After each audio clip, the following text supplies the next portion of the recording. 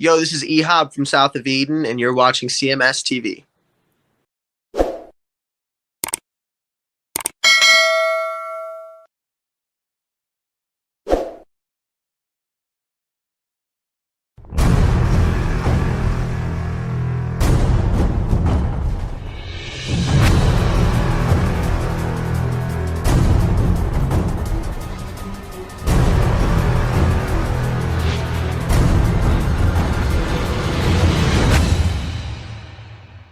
All right.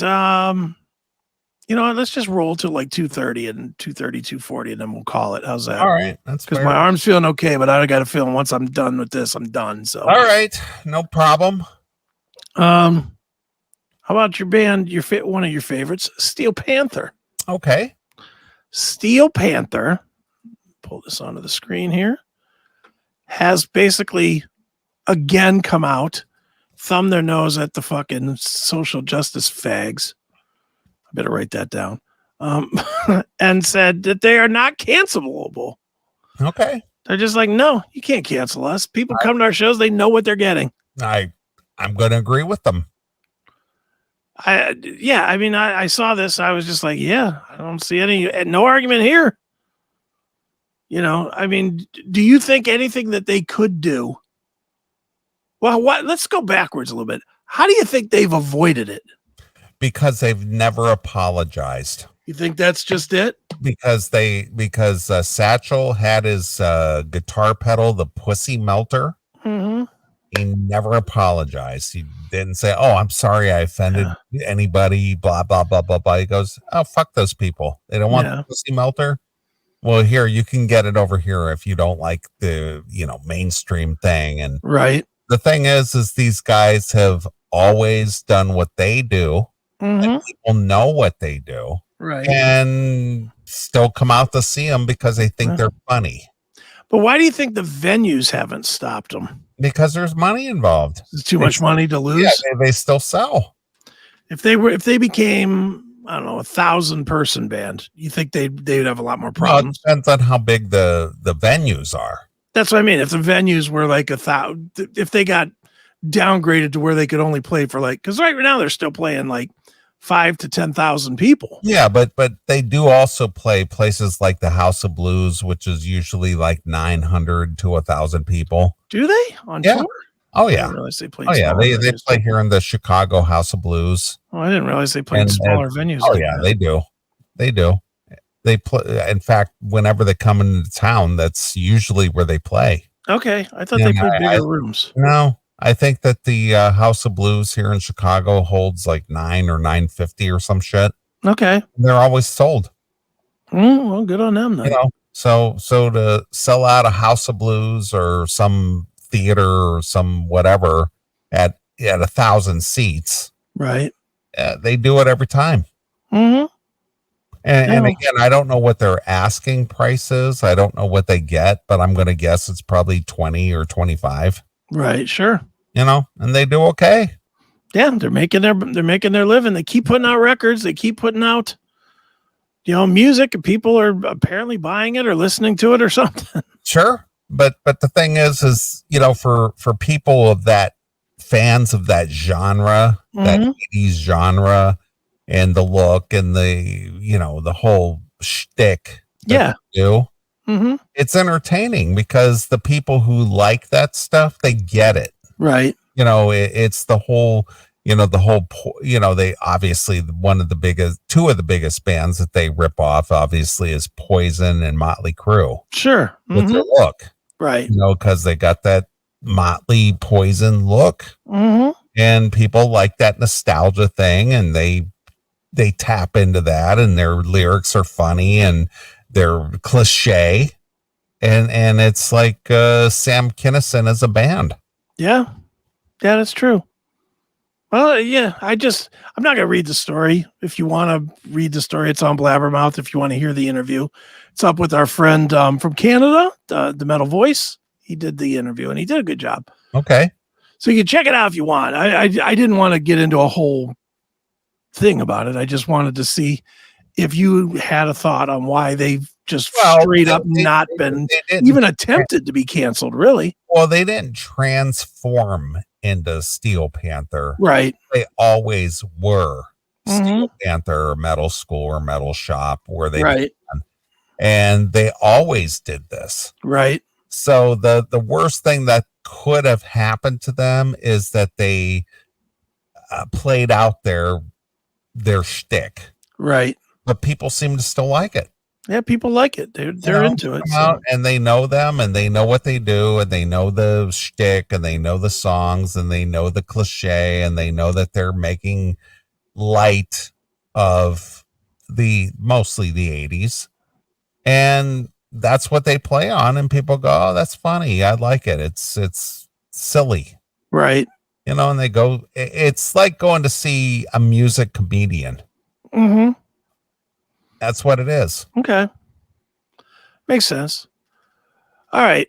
Wait a minute. I have one more thing on my list. And then if we have time and if my arm is hanging, all right, you can wrap it up. You can call it anytime. Yeah, I know. Whatever works for you, it works for me. Yeah, I'm hanging as long as I can because I want to give the fans a full run tonight since we're almost there. There is a show. I'm going to preface this by saying I was watching something completely different than this show when I discovered this show. I was watching whatever I was watching on Stars, so like Ghost or something like that on Stars. And I fell asleep and I woke up to this show on Stars. Now the show is called Minx. Have you heard of this show? Before you jump in. Yes. Taylor is chiming in. Yes. She says, Steel Panther played the House of Blues in Chicago tonight. Oh, look at that. Matter of fact. She said sold out.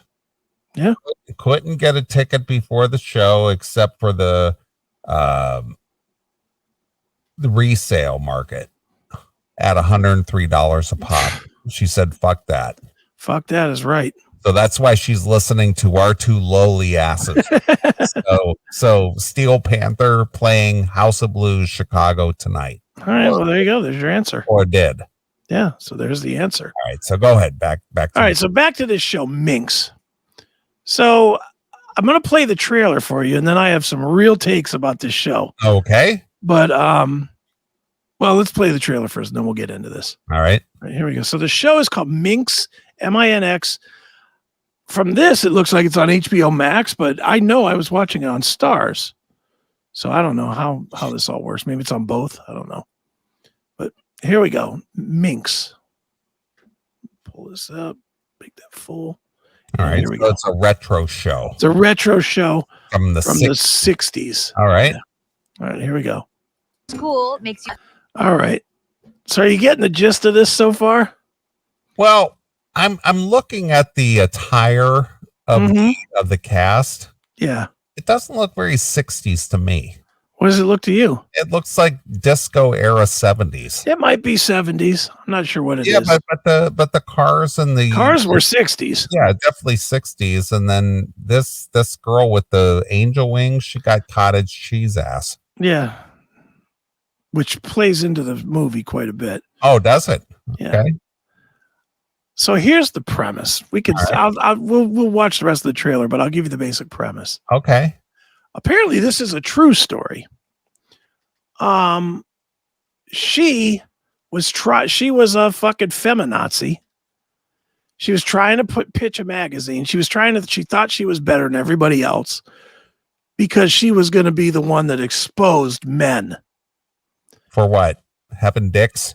Being assholes because they abuse women or use women for their sexuality. Oh, okay. Because men enjoy pussy. Yeah, well, then that's bad. Oh, she's the original. She's the original before it became a movement. All right. But she goes to a trade show trying to pitch this dumb magazine. And the only one that'll talk to her is this porn guy that makes porn magazines. Okay. So the porn guy convinces her to bring her idea and merge it with his porn. So it's Penthouse Forum. No, it's Playgirlish. Oh, okay. Well, Goes the other way. I only buy Playboy for the articles. Not Playboy. He's know. going the other way. I'm just making a joke though, because that was always the excuse why you would buy Playboy. And they have great sports coverage. I buy it for the articles. Yeah, their sports writing is fantastic. All right. All right, so we'll watch a little more of the trailer, and then I'll explain this movie to you because it's or this show because it's something. Okay. All right, here we go. Suggesting that you publish them. And I'm going to stop here. So they're taking pictures of the Playgirl model with Polaroids to try and find the right dicks to use. All right. Let me stop you right here and try and explain this a little bit. Okay. I am not going to lie and say that this was not an enjoyable kind of a funny show. Well, it's campy. It's campy and it's got a message and the two messages collide and they're wrong and whatever. I'm going to tell you where this show goes drastically wrong. All right. Same place another show that I love went terribly wrong. That show would be Oz. Remember how Oz was a great show, but the biggest complaint was way too much cock? Okay. This show might set the record for the most cock in a TV show. Well, we're trying to revert away from the tits and ass and exploit the cock. But the thing is that regardless if you're a man or a woman, neither one of them really enjoy cock. Yeah, exactly. I mean, chicks are tough to convince to having sex to begin with. Because if they were really cock monsters, they'd be grabbing at your crotch all the time. Yeah, exactly. They don't do that. You have to talk them into it, or you have to lull them into it. Yeah. Guys, on the other hand, if there's a nice set of tits or, a girl willing to give it up, he's all over that shit. Doesn't matter if it's bleeding. Doesn't matter if it's dirty. Doesn't matter if it stinks. Chicks, guys will go at it. And you have to work them into that and go, you need to get involved with this. And it's like, well, okay, but just a little bit. Yeah. Yeah. And guys are just like, you could have the stinkiest vag, but if you're going to give it up, I'm all over it. That's right. Doesn't matter what it's attached to. Couldn't care less. Exactly. So it doesn't work the opposite direction. Yeah, it really doesn't. But back to the cocks. Yes. They do the scene that they showed where the one guy was pulling his dick out and they were taking the pictures. Yes. This scene went on endlessly. Right.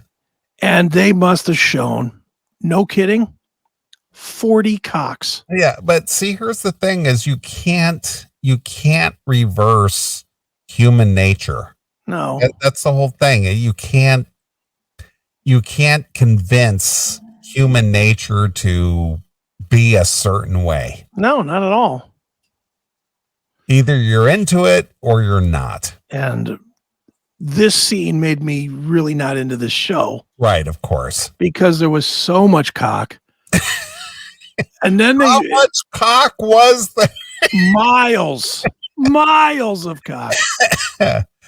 Holy shit. Not only was there miles of cock, but then when they picked some, right, then they started showing them on the shoots, taking more pictures of the cocks. So the first guy they picked was some kind of like a construction worker guy. Okay. So they put him in a hard hat, a vest, and no pants. What was he in the Village People? He might as well have been. He might as well have been. All right. And of course, then we got to get 15 different minutes of this guy fucking waving his cock around on the set. I was like, I want to like this show. I want to watch it, but I can't watch that much dick. Right. Would you classify this show as being cock-centric? It's very cock-centric. I'm telling you, it's the most cock I've ever seen in a show. Even looking at yourself naked when you get out of the shower. I don't even see that much cock In my then. 55 years of on this earth, I've never seen that much cock, even when I get out of the shower. Dude, I'm telling you, I could spend 3 hours on Pornhub scrolling and I won't see that much cock. This is cock overload. Right. Coverload, as I call it. It's fucking way too much. I was like, why am I watching this? But I couldn't turn it off. It's like I'm trying to equal the playing field here. Well, Jesus. There's no tits in this show that I've seen so far. It's just dick. Right. It's really, really a struggle. But other than the overflow of cock, it's really quite a well-done show. I like the storyline, and the characters are so compelling.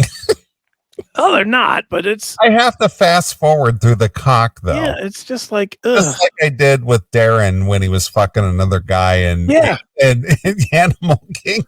That's exactly what it is. It was just too much.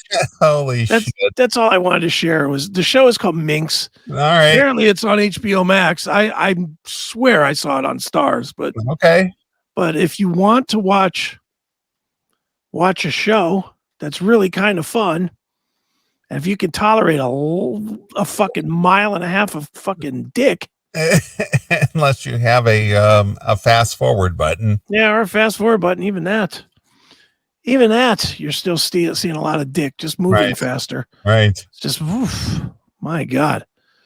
But that's the current show that's out there right now, Minx. All right. Fair enough. There you go. Okay. And that's all I got. I think we're done here. So are you ready to roll out? Yeah, I think we're done here. Okay. All right. Well, it's been a fun show. I'm glad you hung in there for 5.5 hours. Yeah, that's good. I mean, I think we were very topical and fun, and absolutely, we moved things along pretty quickly. I got a few laughs out of it. So that's all that's important. I appreciate everybody who's been a fan of the show. Listen in, check out the videos, members of the locals. Yeah. Good stuff. So, thank you to everyone who's participated and hung out with us tonight. I apologize that we have not been consistent over the last month or so, but shit happens. Yeah, we got shit down under control here. Deal with it, you fuckers. That's right. No, whoever just wrote this, is this J Rad? The weenies did not talk like in the Pammy and Tommy show. Oh yeah, did his cock speak? No cock speak. He didn't talk to his dick. What is this? When will Chris be on again? Next week. Well, I'll be on Monday on Chris Akin Presents with Blitz from Overkill. Okay. And then I'll be on Blitz Ellsworth from Overkill. That's right.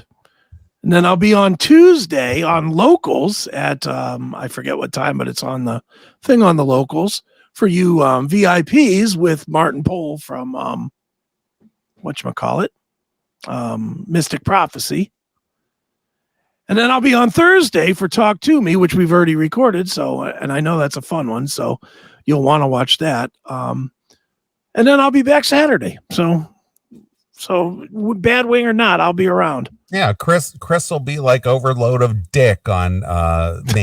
Yeah, exactly. You'll get your fill of dick or Chris. You're gonna get miles of Chris the dick. Exactly. So there you have it. So there we go. Good enough. All right.